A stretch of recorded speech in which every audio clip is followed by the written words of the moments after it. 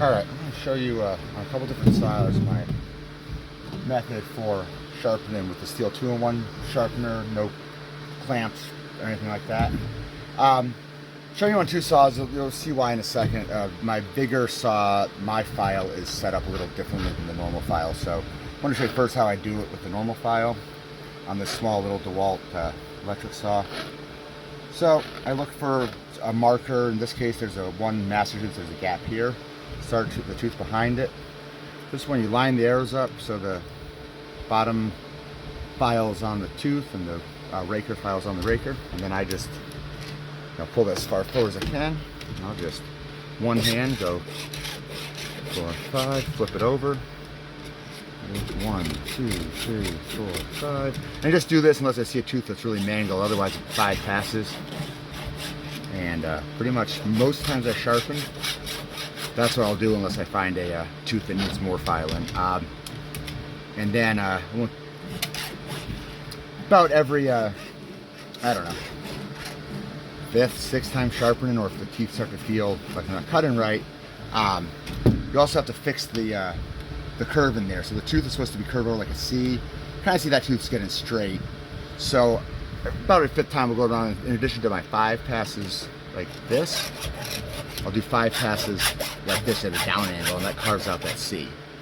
I'm not going to do that on this one right now. I'm just doing a quick file to keep trim and brush, but this one probably needs it soon.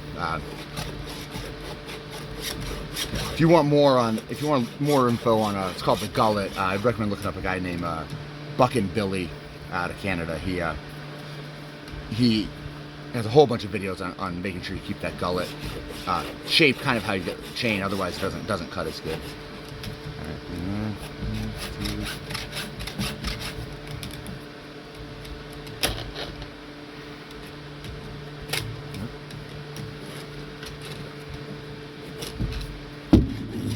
Sometimes I find if you press the chain down on a piece of wood, that really will lock it. This chain's on so tight that I don't even have the chain brake set, but if the chain's a little looser, I'd certainly also set the chain brake. But there's what I'm trim and brush with, so I want to keep a real tight chain so they don't hit a little piece of wood and throw the chain.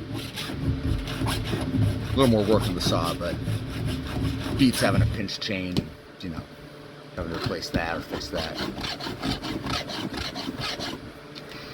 Now I sharpen, usually I try to sharpen as soon as I have any sign that the saw is dull.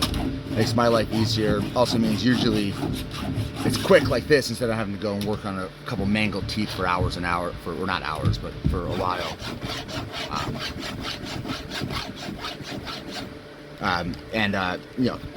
Depending on what type of chain you use and what you hit, it could be just one tooth that starts making the saw feel it's not cutting right. I'll just go and sharpen. It just makes my life easier. Alright, and that chain's done. That's a real small chain. Now I'm going to change bars on this bigger saw and sharpen that chain up.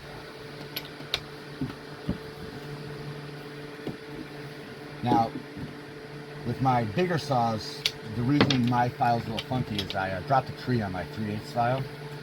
And rather than buy a whole new one, I have a 3/8 file on one side of it and a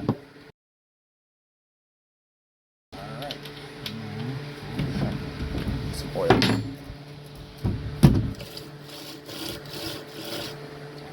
see, there's the gold tooth. Take this one.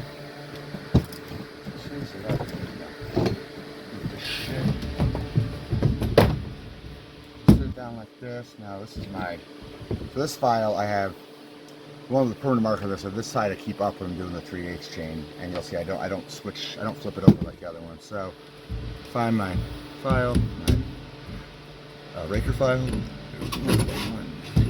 2, 3, 4, 5. I just tip it like this.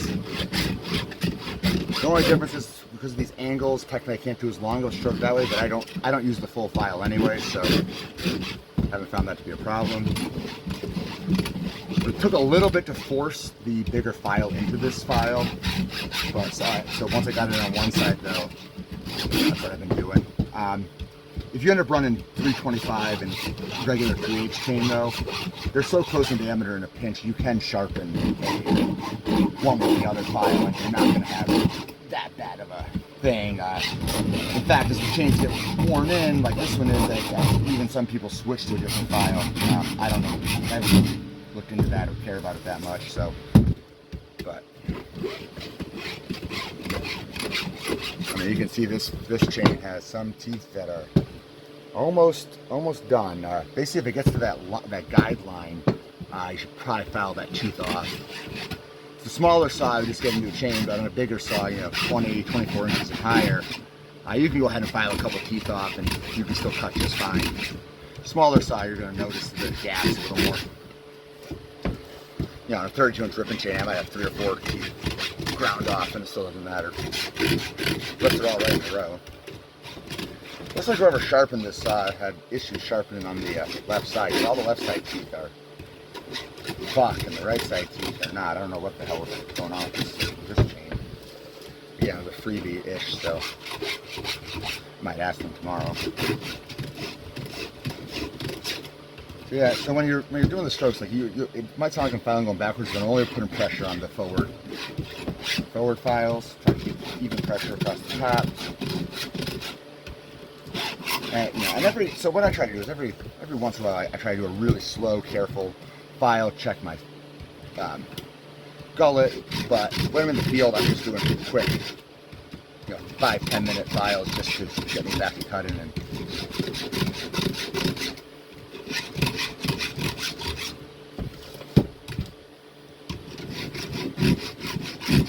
now I have markers on this chain, the black markers I have set for 10 degrees, which is the ripping chain angle, so I'm sharpening my milling chains. Got those marked, or if I want to change a milling chain to a regular, or vice versa. No, I think this file defaults at 15 versus.